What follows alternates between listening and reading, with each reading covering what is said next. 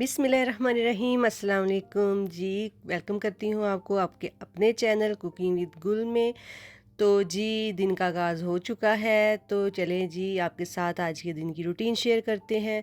तो यहाँ बन रहा है मज़ेदार सा देसी नाश्ता। तो जैसे कि आपको पता है गोभी का सीज़न आ चुका है और बड़ी प्यारी सी गोभी आई हुई है बाज़ार में, तो फिर मैंने भी आलू गोभी बनाई थी।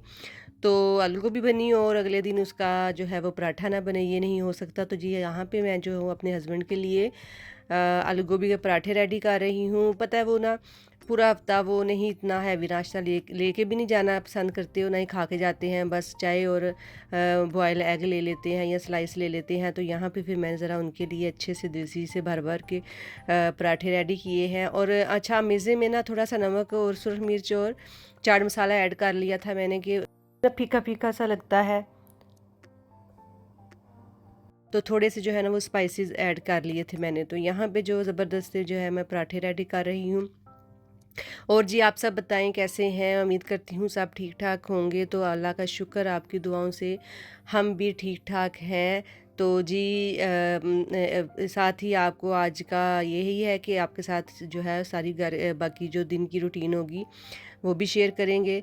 तो यहाँ पे जी ज़बरदस्ता मैं बड़े प्यार मोहब्बत से जो है वो प्यारा सा जो है वो पराठा रेडी कर रही हूँ। और बच्चे तो माशाल्लाह से स्कूल से आके भी जो है ना, मेरा बेटा तो ख़ास तौर पे उसको यही होता है कि बस आलू वाला पराठा हो, बस पराठा हो किसी भी फॉर्म में हो, वो जो है ना अंदर कुछ भी डाल दो, आलू गोभी वाला हो जाए। तो आलू पालक वाला भी खा लेता है बड़े शौक़ से।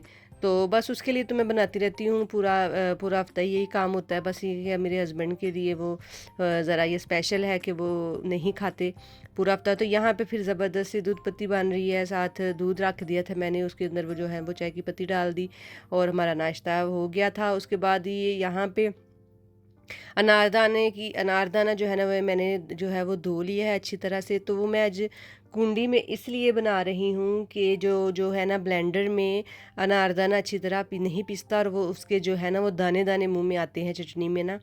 तो यहाँ पे फिर मैंने निकाल ली अपनी सासू माँ की, यानी कि अपनी अम्मी की कुंडी, जो कि मेरे पास पड़ी हुई थी। मेरे पास लकड़ी वाली भी है लेकिन उसमें वो मज़ा नहीं आता जो इसमें चीज़ें कुटने का और पेस्ट बनाने का मज़ा आता है। तो बस ये फिर मैंने जो है इसमें नमक डाल के तो इसको अच्छी तरह से जो है ना नादाने को कूट लूँगी।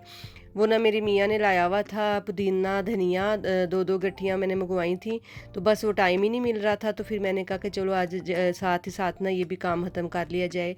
तो मैंने सारे पत्ते शत्ते उतार के पुदीने धनिए के तो वो भी साइड पे रख लिए थे वॉश करके। तो यहाँ पे जो है वो सफ़ेद ज़ीरा डाल रही हूँ। बस इसको ना इनको अच्छी तरह से मैंने ना कूट लेती हूँ इसी तरह। तो यहाँ पे 3 जवे जो है वो लहसुन के भी डाल दिए हैं, बड़ी अच्छी बड़ी मज़े की। इस तरह बनाएंगे ना तो बिल्कुल ही डिफरेंट टेस्ट आएगा।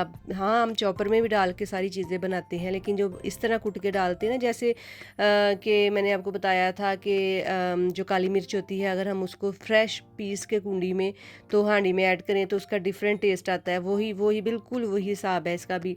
तो यहाँ पे मैंने 2 सब्ज़ मिर्चें भी कट करके डाल ली साथ ही, और उनको भी कूट लिया अच्छी तरह से। यहाँ पे अनारदाना ना बिल्कुल अच्छी तरह से देखिए इसका पेस्ट जो है वो बन रहा है और बिल्कुल भी दाना नहीं आएगा अब इंशाल्लाह। तो बस इसी तरह ये है ना, मैं इसी तरह कूट के ना तो इसके बाद जो है वो आगे बताती हूँ आपको। फिर ये है कि इस तरह कूटने से ना ये दाने मुँह में नहीं आते। तो यहाँ पे जैसी तरह से इसको कूट लिया था मैंने। तो ये देखिए जो है पुदीने और धनिए के जो पत्ते और थोड़ी बहुत टाणियाँ टूणियाँ भी जान दो नाल ही, कुछ भी नहीं होता। तो बस फिर मैं टाणियाँ छाणियाँ भी जान दित्तियां नाल, चंगी तरह धो के कट के तेल स्ट्रेन कर लिया। बस उसके बाद जो है ब्लेंडर में डाल दिया।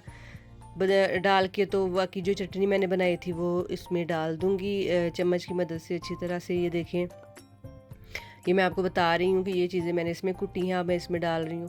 तो यहाँ पे ये कुट के अच्छी तरह पेस्ट बन गया है। अभी हम इसमें शामिल कर लेंगे। तो बस फिर क्या है जी, फिर हम जी अपने जो है वो ब्लेंडर को चला लेंगे। हमारी अच्छी सी जो है वो चटनी जो है वो बन के रेडी हो जाएगी।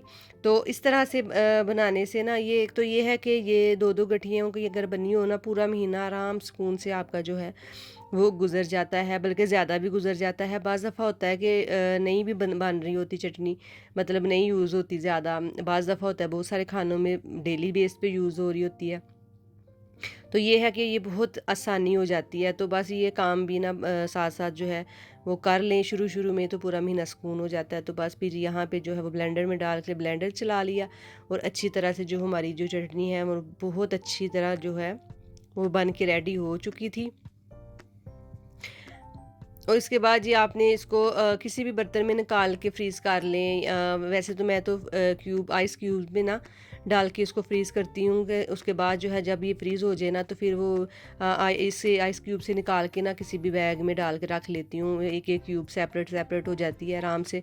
एक क्यूब ली और आराम से दही में शामिल करो, किसी भी चीज़ में चटनी आपकी रेडी हो जाती है। तो यहाँ पे फिर मैंने आइस क्यूब को ना अच्छी तरह से वॉश करके नीट कर लिया था, साफ़ सुथरा करके। तो यहाँ चम्मच की मदद से पेस्ट जो है वो सारा जो है डाल रही हूँ इसमें, वन बाय वन बस ये डाल डाल दूँगी इसके अंदर। और तो कितना प्यारा कलर चटनी का लग रहा है। ये देखिए हमारी ज़बरदस्ती चटनी जो है वो बन के रेडी हो गई है। वैसे बनी ये मेरे पूरे महीने के हिसाब से तो कम ही बनी थी, लेकिन कोई नहीं, फिर बना लेंगे, वो कौन सा बहुत टाइम लगता है। तो बस यहाँ भी इसके बाद जो मुझे थोड़ी थोड़ी चीज़ें लेनी थी, तो बच्चों की कुछ चीज़ें लेनी थी, तो बाज़ार निकले थे। तो साथ में मैंने कहा बुढ़ियाँ बाज़ार निकलन थे भाई, डॉलर शॉप ना जान। तो मैंने कहा, मैंने अपनी मियाँ से कहा, मैंने कहा छोटा सा चक्कर लगा लेते हैं। तो बस जी फिर ये गए अंदर, ये मैं चीज़ें देख रही हूँ। अच्छा यहाँ से ना ये होता है कि आप ना चीज़ को चेक करके लिए ढक्कन शक्कन, मतलब कि ये है कि चीज़ मिल जाती है अच्छी, ये नहीं है कि यहाँ से नहीं मिलती, बहुत सारी काम की चीज़ें भी मिल जाती हैं आपको। तो बस फिर मैं ये यहाँ पे आते ही देखना दिखाना शुरू कर दिया, चीज़ें पकड़ पकड़ के उठा के क्वालिटी चेक कर के चलो कुछ मिले। मुझे ना थोड़े से जार की ज़रूरत थी, क्योंकि अभी मैंने जब किचन की डीप क्लीनिंग की थी ना, तो मैंने पुराने जार काफ़ी सारे डिब्बे शिब्बे डिब्बियाँ शिब्बियाँ जो थी ना वो सारी ना वो फेंक दी थी, फेंक क्या दी थी, दे दी थी कि वो ना बस बहुत पुरानी हो गई थी और एक वो ना जगह नहीं थी इतनी। तो मैं ये सोच रही थी कि यहाँ से एक दो नए जार ले लूँ और थोड़े ये कि थोड़े बड़े लूँ ना, उसमें ज़्यादा चीज़ें आ जाएँ जैसे सेव करने के लिए। तो बस वो देख रही थी यहाँ बच्चों के लिए जो है वो लंच बॉक्स कह रही थी मैं देख लूँ, वो देख रही थी। बस ये थे कि ढक्कन इतने क्वालिटी इतनी अच्छी नहीं थी, तो लंच बॉक्स ही बस वही हम जो है ना ढूंढने की कोशिश कर रहे हैं। ये देखे मेरा बेटा भी जो है वो आगे होकर देख रहा है। तो यहाँ पे मैं आदत से मजबूर बस ढक्कन उतार के टिप, मेरे हस्बैंड कहते हैं ये तुम कर क्या रही हो, बस आप मुझे करने दें, बस जो मैं अपनी आदत पूरी कर रही हूँ कि हर चीज़ को चेक करके। तो ये देखें यहाँ पे फिर मुझे ना ये अच्छे लगे, इनके भी देखना, मैं खोल के देखूंगी तो फिर ही लूँगी। देखना ये देखें, ये कि ढक्कन की ये चूड़ीदार जो होते हैं ना ये अच्छे होते हैं, ये लेते हैं। तो ये वाले फिर ले लिए थे मैंने। उसके अलावा ना मुझे थोड़े बड़े भी चाहिए थे, तो बस फिर मैं वो भी ढूंढ रही थी बड़े के, थोड़े बड़े साइज़ में मुझे मिल जाए। तो डॉलर शॉप का ये होता है कि आपने चीज़ ना अपनी एबिलिटी पे ख़रीदनी है कि आप जो है वो अच्छी चीज़ ले लें उतनी ही कीमत में, नहीं तो उतनी कीमत में आप बुरी चीज़ ले जाते हैं जो कि 2 दिन भी नहीं चलती।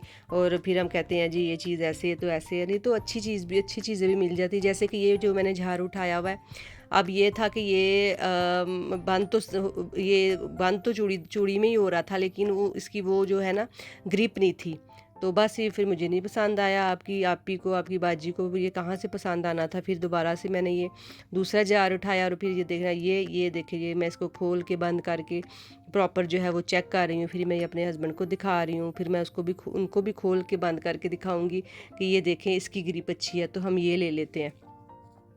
क्योंकि आगे सर्दियाँ आ रही हैं, तो फिर बंदा कोई चीज़ इसमें डाले, बस वो बिस्किट वगैरह भी डालता है बंदा, ब्रेड वगैरह भी डाल देता है, और चीज़ें भी डालनी होती हैं। लेकिन ये है कि ज़रा ग्रिप अच्छी हो ना। तो फिर ये लंच बॉक्स देख रही थी, कोई भी नहीं इतना अच्छा, कोई लग ही नहीं रहा था। यहाँ पे फिर मुझे ना लार्ज साइज़ में जो है ना वो पिज़्ज़ा पैन जो है ना वो चाहिए, लेकिन ये ना छोटे छोटे लग रहे थे मुझे।